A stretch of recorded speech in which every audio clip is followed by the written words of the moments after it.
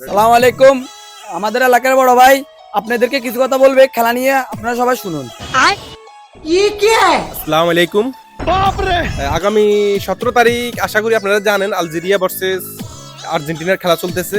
তো ওই খেলাতে এজ এ মুসলিম হিসাবে আমাদের উচিত তার পাশে দাঁড়ানো, আলজেরিয়ার পাশে দাঁড়ানো, কারণ আমরা মুসলমান।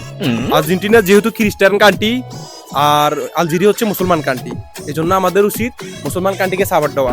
আমরা ব্রাজিলের সবাই আলজেরিয়াকে সাপোর্ট দিচ্ছি। আশা করি জনগণ আপনারা সবাই আলজেরিয়াকে সাপোর্ট দিবেন, ঠিক আছে? না মিয়া মানি নাই, আমি আর্জেন্টিনা সাপোর্ট করি, কিভাবে আলজেরিয়া সাপোর্ট করি? তুমি জানো তুমি কার সাথে প্রতারণা করতেছো?